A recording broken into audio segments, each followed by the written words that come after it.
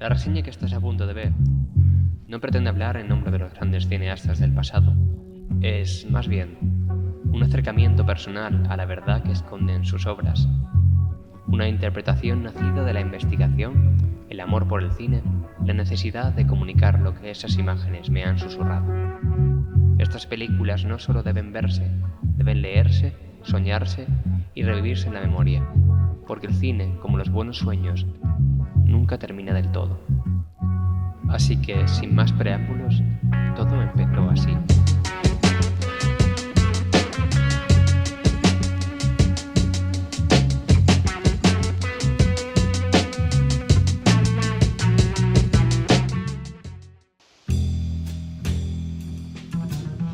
La primera vez que ves Blow Up puede que te sientas como en un museo de arte abstracto, rodeado de signos sin instrucciones, tratando de darle forma a algo que no está hecho para darte respuestas. ¿Qué sentido tiene? ¿Todo fue una ilusión creada por la paranoia del protagonista? Para empezar, os voy a dar un básico pero gran consejo para analizar cualquier obra narrativa. A partir de ahora, cuando veáis una película, tratad de recordar bien los primeros minutos de la apertura y unirlos con los minutos del cierre.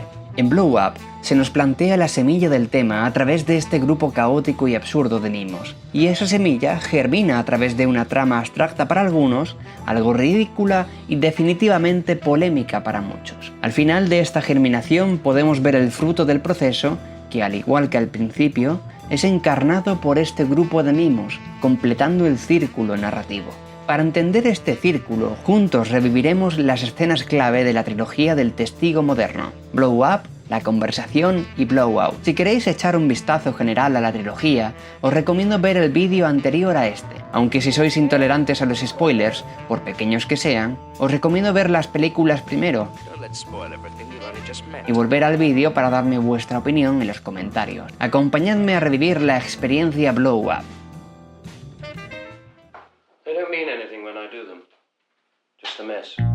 El vacío está de moda. El diálogo de esta escena pasó desapercibido junto con muchas otras cosas en mi primer visionado. Afterwards, I found something to hang on to, like that leg.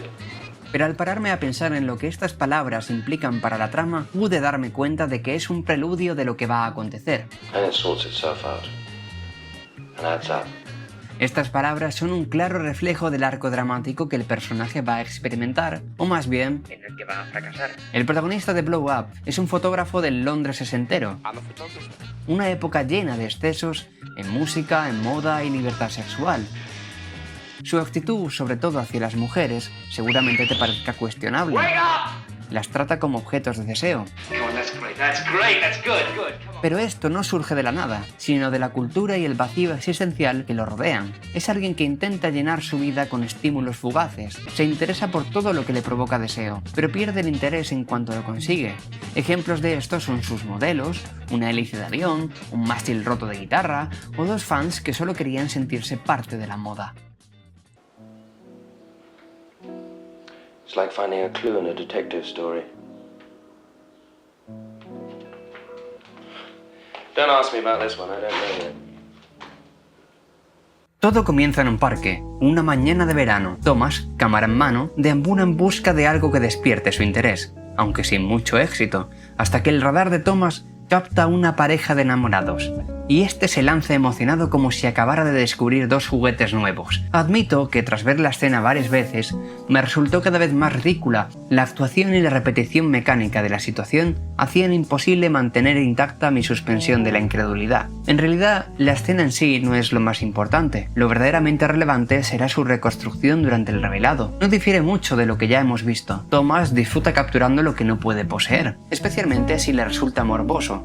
Esta escena íntima y privada es perfecta para alimentar su deseo y curiosidad. La conversación con Jane, la mujer que aparece en las fotos, deja ver el lado manipulador de Thomas. Ella quiere obtener las imágenes y él consigue invitarla a volver más tarde a su estudio. Pero esta visita no sirve de mucho.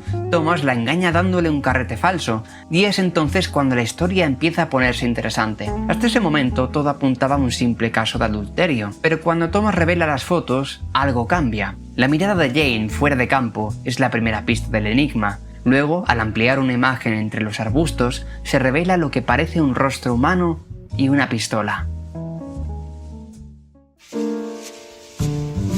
El montaje nos muestra una reconstrucción cronológica de fotografías de la escena, haciendo entender a Thomas que ha salvado la vida a alguien. Somebody was trying to kill somebody else. I saved his life. Para que aún no le demos demasiadas vueltas, la investigación es interrumpida por dos chicas preocupantemente jóvenes que desvían la atención del protagonista. Solo después de que la sangre le vuelva al cerebro, Thomas empieza a pensar con algo de sentido. Despacha rápidamente a las chicas y se vuelve a volcar en las fotos en las que por fin se da cuenta del maldito cadáver que hay frente a Jane en la última fotografía. Incluso se puede vislumbrar levemente en la misma secuencia del parque. Thomas intenta gestionar la situación al revelarse la foto, y para confirmar la realidad vuelve a la escena del supuesto crimen, encuentra el fiambre y, lejos de llamar a la policía, va a buscar a alguien mucho más útil, su amigo el pintor, Bill. Aquí es donde la cosa se pone un poco rara. En la primera escena con Bill tuvo lugar un encuentro entre Thomas y Patricia, la novia de Bill, que como no, está colgada del fotógrafo hasta tal punto que, bueno, ya habrás visto la escena.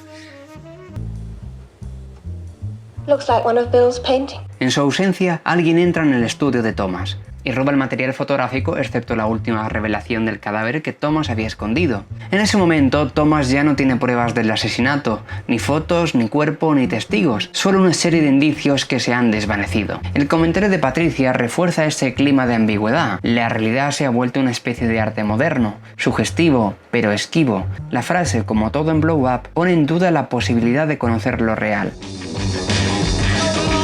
La aparición de Stroll On en Blow Up no es un simple guiño a la cultura pop, sino una crítica directa a su vaciamiento. En el club, Thomas entra en un entorno saturado de ruido y juventud apática. La música suena poderosa pero vacía, y solo provoca reacción cuando Jeff Beck rompe su guitarra, transformando la violencia en un espectáculo. Esa reacción instintiva ante el objeto, no ante la música, refleja la lógica del fetiche que recorre toda la película. Las fotos, el cuerpo, el asesinato, todo se convierte en cosa. La letra misma, con su tono superficial y posesivo, refuerza el retrato de un mundo sin vínculos reales. Antonioni contrapone este estruendo con el silencio tenso del parque,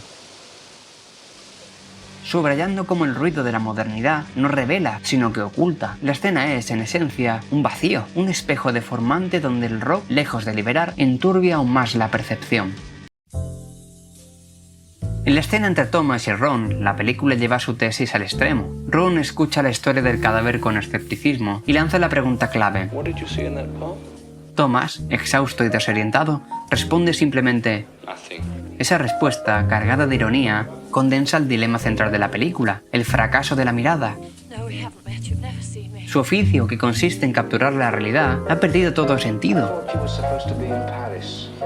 I am in Paris. Solo le queda una imagen, una ampliación borrosa del cuerpo en el parque. We got to get a shot of it. Pero, como los cuadros abstractos de Bill, esa imagen no ofrece certezas ni anclajes. Doesn't do anything for me. No prueba nada, apenas sugiere. Es una huella que se disuelve en ambigüedad. También él ha perdido toda capacidad de ver con claridad. I don't know, I didn't see. Lo único que le queda es el vacío de la representación. That's the body.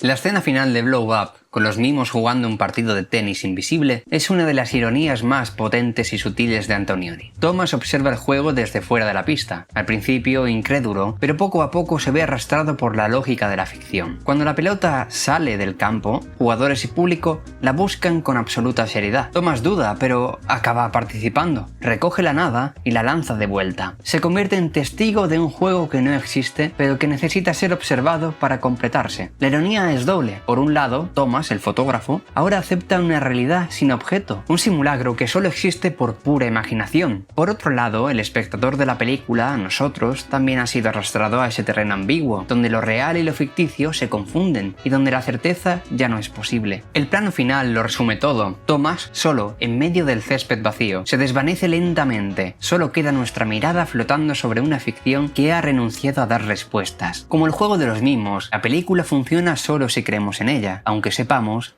que no hay pelota. I saw a man killed this morning. En definitiva, Blow Up no es un thriller ni un misterio por resolver, sino una experiencia sobre el desconcierto, la percepción y el vacío que a veces se esconde tras las imágenes. Antonioni no nos da respuestas, nos desarma, nos obliga a mirar, a sospechar y a aceptar que ver no es entender. Es cine que incomoda, que duda y que piensa. Si has llegado hasta aquí, me encantaría saber tu lectura. ¿Crees que hubo un asesinato o todo fue una proyección? ¿Hasta qué punto podemos confiar en lo que vemos? Déjame tu opinión en los comentarios. Suscríbete si aún no lo has hecho, y si te gusta el cine que deja preguntas colgando en el aire, este canal es tu lugar. Nos vemos en la próxima reseña. La conversación, la crisis del testigo.